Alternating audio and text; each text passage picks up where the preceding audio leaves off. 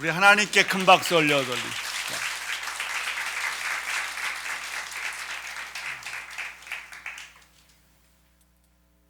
오늘부터 마가복음이 시작됩니다.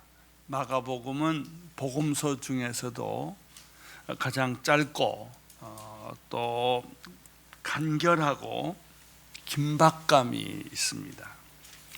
한마디로 마가복음은 군더더기가 없는 복음입니다. 좀 몇 가지 비교를 해보면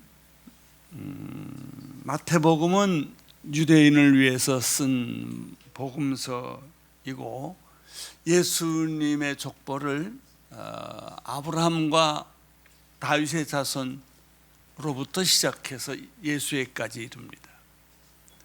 왜냐하면 구약의 족보는 유대인들에게 아주 익숙한 것이기 때문에 그렇습니다.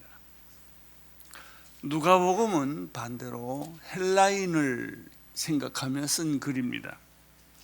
그래서 예수님의 족보를 역으로 예수로부터 시작해서 아담을 지으신 하나님에게까지 올라가서 거슬러 설명을 합니다.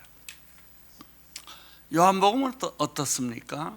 요한복음은 누구를 지칭하지 않고 온 인류를 대상으로 쓴 글입니다. 그래서 요한복음은 시작이 특이합니다. 태초로부터 말씀이 있었다. 로고스는 그 당시의 사람들이 다 알아듣는 말입니다. 그러나 오늘 우리가 공부하게 된 이 마가복음은 이렇게 족보로 시작하거나 또 유대인을 생각하고 쓰거나 헬라인을 생각하고 쓰거나 어떤 특정 인물을 대상으로 쓴 것이 아니기 때문에 아주 지극히 간결하고 선언적입니다. 모든 것을 다 생략하고 하나님의 아들 예수 그리스도 복음의 시작이라 한 절이에요. 다른 복음서는 다 설명이 긴데 누가복음, 마가복음만 한 절로서 예수를 설명합니다. 왜 그럴까요? 예수 그리스도가 복음의 핵심이기 때문입니다. 여러분 무슨 일이든지 핵심 놓치면 아무 소용없어요. 변죽을 울리거나 변두리를 잡아봐야 소용없어요. 핵심이 중요하죠. 자, 1절을 한번 같이 읽어보겠습니다. 시작. 하나님의 아들 예수 그리스도의 복음의 시작이에요. 여기서 시작이라는 말은 마가복음 전체의 시작을 말하는 것이죠. 두 번째는 이것은 예수 그리스도의 복음의 시작이라는 뜻을 가지고 있습니다. 세 번째는 마가의 복음이 아니라 예수님의 복음의 시작이에요. 어떤 사람은 내가 복음을 쓴 사람이 있어요. 그건 이단이죠. 자기가 생각한 것, 자기가 본 것, 환상을 봤다든지 이런 것을 중심으로 설교를 하거나 말을 하는 것은 이단이지요. 우리의 복음은 예수 그리스도의 복음입니다. 그러면 복음이란 무슨 뜻이겠습니까? 물론 그것은 기쁜 소식입니다. 세상에 기쁜 일이 얼마나 많아요. 그 기쁨을 여기서 말하는 것이 아니라 예수 그리스도로 말미암아 생기는 기쁨을 말합니다. 그 기쁨은 죽은 기쁨이 아니라 살아있는 기쁨이며 뛰고 싶은 기쁨이며 날고 싶은 그런 생동감이 있는 기쁨입니다. 동시에 우주적인 기쁨이기도 합니다. 복음이 중요한 까닭은 예수 그리스도가 복음의 주제이고 저자이고 하나님의 그분이 아들이기 때문에 그렇습니다. 그래서 이 복음은 예수님이 탄생하면서부터 시작되는 것이 아니라 탄생 이전에 오래전부터 시작이 되었습니다. 사도행전 26장 22절에 보면 자막으로 같이 보겠습니다. 그러나 저는 바로 이날까지 하나님의 도움을 받아 왔기에 여기 서서 높고 낮은 사람들에게 증언하고 있는 것입니다. 저는 모세와 예언자들이 앞으로 일어나리라고 예언한 것 외에 아무것도 말하지 않았습니다. 이거 모세와 예언자들로부터 이 복음은 예언됐다는 것이죠. 우리는 내가 순간적으로 생각한 것이 있고 오래전부터 그 어떤 생각이 전해온 것이 있습니다. 복음은 순간적으로 내가 말하는 것도 아니고 생각하는 것도 아니에요. 창세기 때부터 지금까지 계속해서 여러 가지 방법으로 표현된 말씀입니다.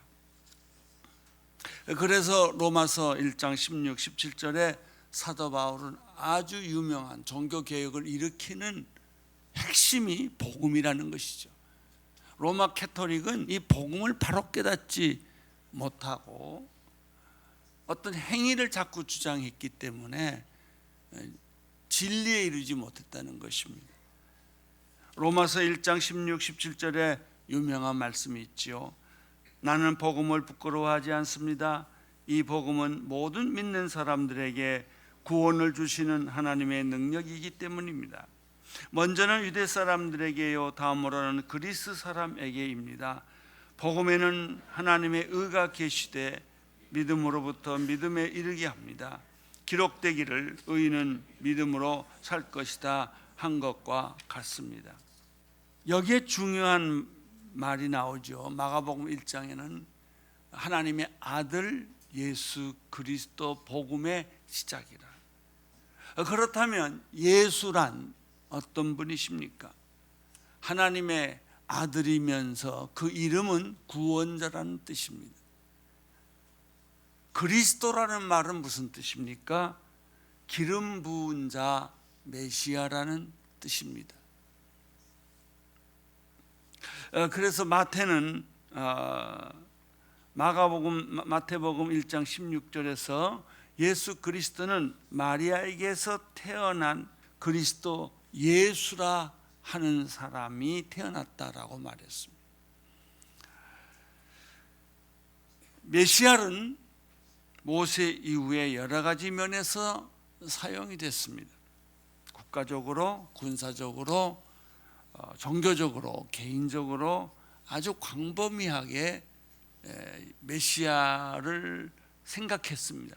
그래서 모든 사람들이, 구약의 사람들은 메시아를 기다리고 메시아를 의식하고 메시아의 날을 바랐던 것입니다. 예수의 공식 명칭은 그리스도입니다.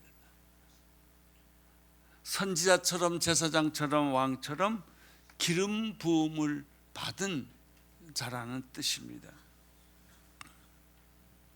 이렇게 인간으로 오신 메시아에 대한 최초의 증인이 나타납니다. 그분이 세례 요한입니다. 그러니까 1장에서 마가는 1절에서 예수님과 복음 얘기를 하고 2장에서는 증인 얘기로 바로 들어갑니다. 그 증인이 세례 요한이라는 것입니다. 2절에서부터 4절까지 보겠습니다. 시작. 내가 네 앞에 내 심부름꾼을 보낼 것이다. 그가 내 길을 준비할 것이다. 광야에서 외치는 자의 소리가 있다. 주를 위해 길을 예비하라. 그분을 위해 길을 곧게 하라고 기록된 대로, 있는 대로 세례자 요한이 광야에서 나타나서 죄 용서를 위한 회개의 세례를 선포했습니다. 마가복음은 예수 그리스도의 복음의 시작을 운을 뗍니다. 그리고 세례 요한을 등장시켜서 이 사람이야말로 유일한 증인이라고 이야기를 합니다. 그러나 그 세례 요한은 그 당시에 태어난 증인이 아니라 이미 오래전 예언자 이사야의 말씀에 나타난 사람입니다. 미리 예언하고 약속을 성취하는 것이 성경입니다. 성경은 예언과 성취가 짝을 이룹니다. 세례 요한은 어떤 사람입니까? 첫째, 예수님의 심부름꾼, 예비자입니다. 구약의 끝이 마지막 장이 말라기인데 말라기에서 바로 이 세례 요한에 대한 예언이 나옵니다. 말라기 3장 1절에 보면 보라 내가 내 심부름꾼을 보내 내 앞에 길을 닦게 하겠다라고 말씀했습니다. 신약과 구약의 목적은 복음이라는 한 사건을 가리킵니다. 구약의 끝과 신약의 시작이 복음입니다. 마가복음 1장에서는 복음의 시작이라는 단어를 썼는데 이것은 마치 복음의 빵바루와 같은 것입니다. 시작 알리는 할렐루야 같은 그런 긴장감과 충격을 주는 그런 말씀입니다. 둘째, 세례 요한은 어떤 사람인가? 광야에서 그의 사역을 시작한 사람입니다. 예루살렘이나 유다 한복판에서 태어나거나 일하지 않았습니다. 세례 요한의 영성은 자기 부인에 있습니다. 유명한 것, 화려한 것이 아닙니다. 살기 어려운 것, 아무도 가기 싫어하는 곳에서부터 시작합니다. 마치 일종의 광야는 선교지와 같은 것입니다. 선교지는 누구도 가기를 원치 않습니다. 하나님이 보내야 가는 곳입니다. 그의 사명은 무엇입니까? 죄사함을 위한 회개의 세례를 선포하는 것입니다. 이것은 메시아를 맞아들이기 위한 필수 조건입니다. 회개 없는 세례가 없고 회개 없는 구원이 없습니다. 자신의 죄에 대한 애통이 바로 자기 부인입니다. 넷째, 세례 요한은 아주 강력한 영향력을 가지고 있었습니다. 비록 광야에 살고 그가 단순한 음식을 먹고 담신한 의복을 입고 별로 보잘것없는 매력 있는 것이 하나도 없었는데도 왜 그렇게 수많은 사람들이 예루살렘에서나 유대에서나 사람들이 그에게 몰려올까요? 어떤 사람은 말합니다. 교회를 잘하려면 길목이 좋아야 한다. 집이 좋아야 한다. 화려해야 된다. 그래야 사람들이 편히 간다. 요즘은 또 이러더라고요. 유년주일학교 시설이 좋아야 한다. 자, 애들 맡기기 위해서 교회를 유치원으로 생각하는 것 같아요. 그렇지 않습니다. 아무리 험한 곳, 여러분 험한 곳에서 오래 살면 성자가 나옵니다. 도시 한복판에서는 성자가 없습니다. 영향력도 없습니다. 5절을 보십시오. 시작. 유대 온 지방과 예루살렘 모든 사람들이 요한에게 나와 자기 죄를 고백하고 요단 강에서 요한에게 세례를 받았습니다. 광고한 것도 아니고 누가 초청한 것도 아니에요. 너무나 거짓말이 많은 세상, 가짜 예언자가 많은 세상이기 때문에 사람들은 목말랐어요. 홍수에 먹을 물이 없듯이. 이들은 세상이 험할수록 영혼은 메마른 거예요. 그래서 요단강까지, 광야까지 사람들은 거기를 찾아왔던 것이죠. 다섯째, 세례 요한은 자기 부인의 삶, 자기 부정의 삶을 살았습니다. 이것이 세례 요한의 영성입니다. 요한은 낙타털로 만든 옷을 입고 허리에 가죽띠를 두르고 메뚜기와 들꿀을 먹었다. 요즘 말하면 명품이지만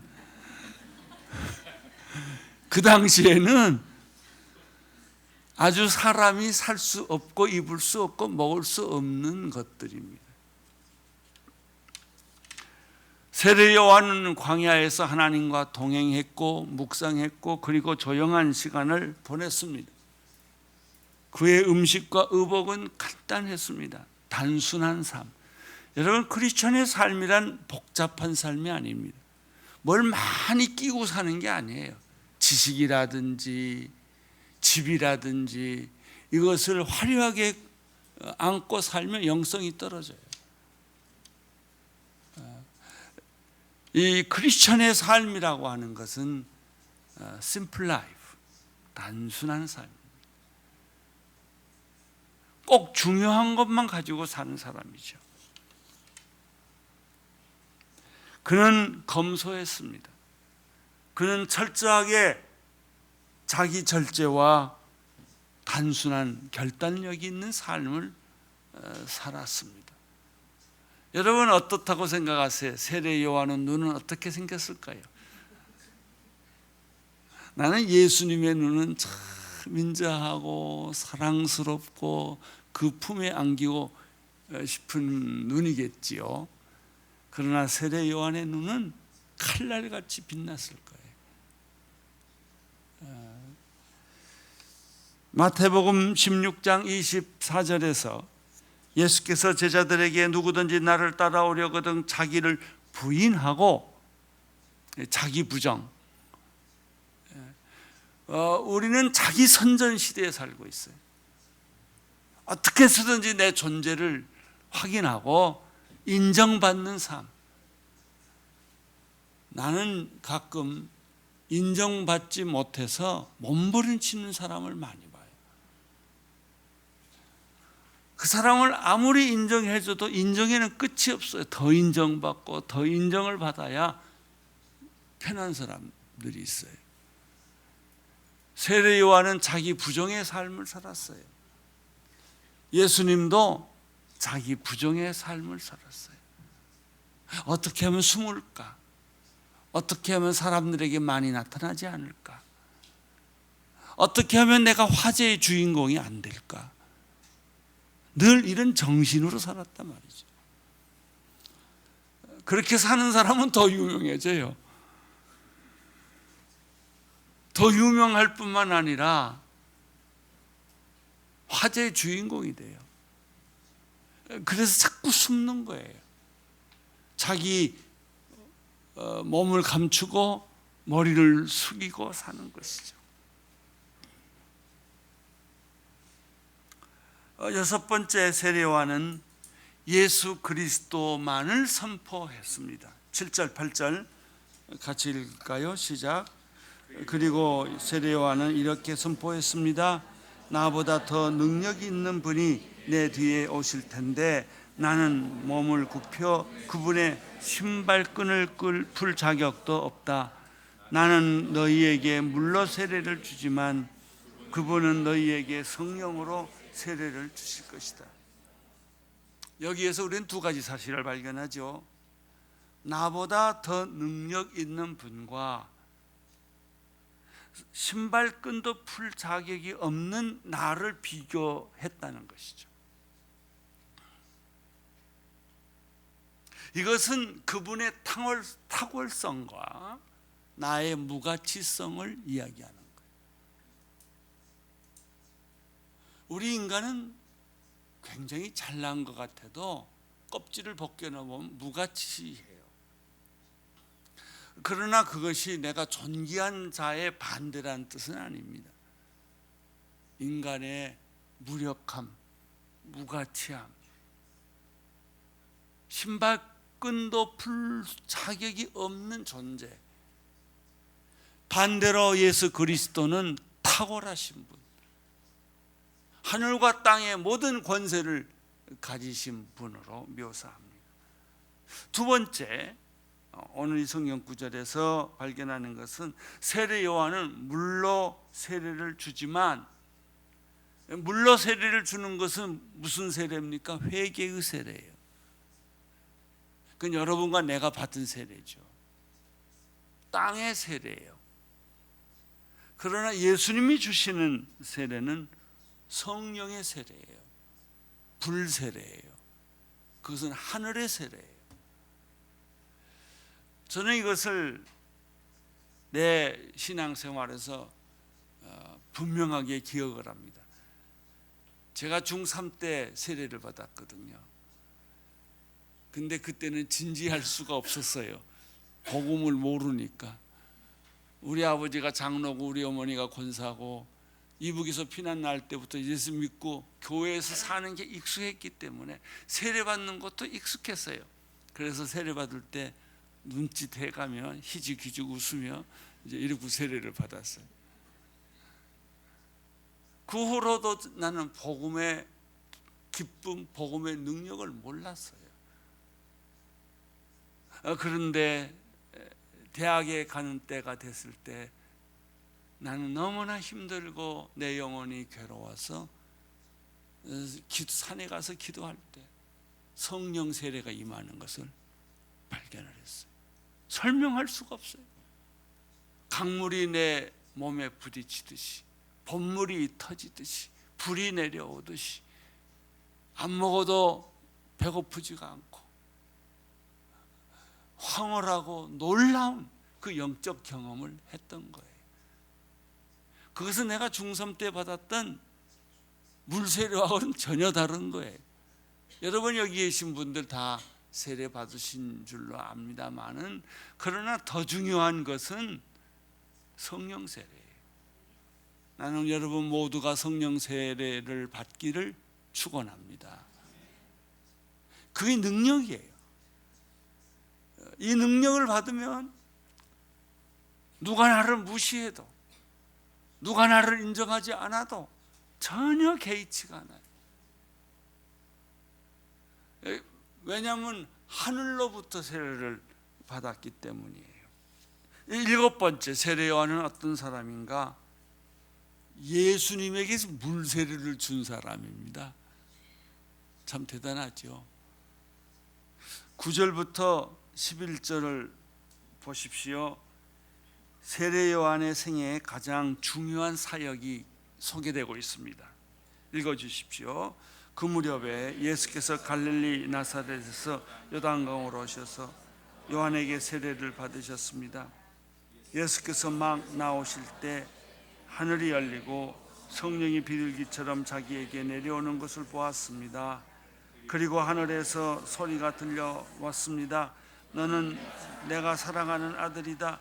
내가 너를 무척 기뻐한다. 세례 요한이 예수님에게 세례를 주었어요. 어떤 세례입니까? 순서가 뒤바뀐 세례입니다. 예수님이 세례 요한에게 세례를 주어야 맞는데 세례 요한이 예수님에게 세례 줬다는 거예요. 뒤바뀌었어요. 이것은 예수님의 순전한 요구 때문에 그래요. 세례 요한은 그렇게 할 수 없다고, 내가 어떻게 예수님에게 세례를 줄 수 있냐고 소리를 쳤어요. 그렇지만 예수님은 용납하지 않았어요. 내가 나에게 세례를 주어야 인류의 세례가 시작된다. 세례는 죄 있는 사람이 세례받는 거예요. 죄 없는 사람은 세례받을 필요가 없어요. 여기 있는 사람 가운데 죄 없는 사람은 세례 안 받아도 돼요. 죄 있다고 생각하면 당장 목사님한테 찾아가서 다음 주일 내가 세례 받겠습니다 라고 얘기하고 세례에 합당한 교육을 받고 그리고 모든 사람이 축복해 주는 가운데 세례를 받으세요.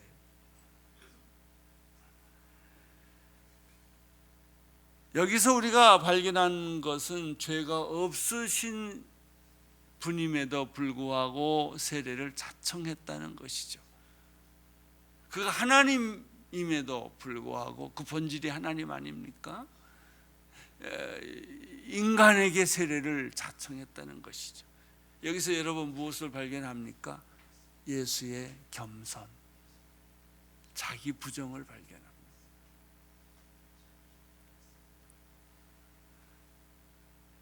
예수님의 세례는 모든 인류를 위해 대신 세례 받으신 것입니다. 여러분, 왜 예수님이 십자가에 못 박혀 죽으셨을까요? 죄가 있어서요? 아니에요. 우리의 죄 때문에 그분이 세례를 받으셨어요. 마찬가지로 예수님은 세례 받을 필요가 없어요. 내가 받을 세례 때문에 나의 구원을 위해서 그분이 대신 세례를 받은 것이죠. 세례 받으신 후에 어떤 변화가 일어났습니까? 물에서 막 나오신 후에 하늘이 열렸다 그랬습니다. 겸손은 하늘문을 열리게 합니다. 하늘이 열렸다는 것은 하나님과 통했다 그런 뜻입니다. 사람의 길이 아니라 하나님의 길이 보였다라고 하는 거예요.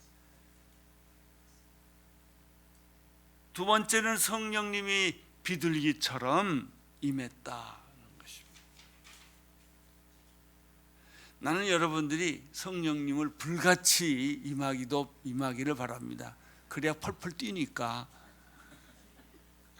그러나 또 한 가지는 성령님이 비둘기처럼 온유하게 소리 없이 이슬비처럼 그렇게 내기를 바랍니다. 여러분의 성품이 온유하고 남에게 해를 끼치지 않고 덕을 끼치고 감싸주고 기다리고 사랑하고 포용하는 그런 성격으로 변할 것입니다. 예수님이 하나님이시지만 이 30세 될 때까지는 인간의 모습으로 살았습니다. 어떻게 예수님에게 신적 권위가 나타났을까? 안진뱅이를 일으키고 봉사를 눈뜨게 하고 기모거리 길을 여기고 문둥병자를 고치고 귀신을 쫓아내고 무리를 걸어다니시고 죽은 자를 살리시고 본인 자신이 죽었지만 다시 부활하라. 이게 그 시점이 어딘 줄 아세요? 성령 세례. 성령 세례를 받고 나서부터 예수님이 하신 말씀에는 능력이 있었어요. 그래서 30세 이전에는 예수님의 사역과 기적이 나타나지 않아요. 언제부터냐? 성령 세례를 받고 나서부터 그런 일이 일어나요. 혹시 여기 목회자가 계시거나 선교사님이 계시거나 사역자가 계시다면 이 말씀 명심하셔야 돼요. 왜 당신의 사역에 부흥이 안 일어나는가? 왜 당신의 사역이 그렇게 피곤하고 힘든가? 성령님이 안 계시기 때문에 그래요. 신학교만 졸업하고 지식만 많이 배웠기 때문에 인간의 경험으로는 목회 안 됩니다. 전도도 안 됩니다. 사역도 피곤할 뿐입니다. 인간이 하는 일이란 3일 지나보면 알아요. 한 달 지나보면 탈진합니다. 그리고 화가 납니다. 나는 이렇게 열심히 했는데 왜 하나님은 아무것도 나한테 보상을 안 해주는가? 이렇게 생각을 하죠. 여러분들에게 성령 세례가 임하기를 바랍니다.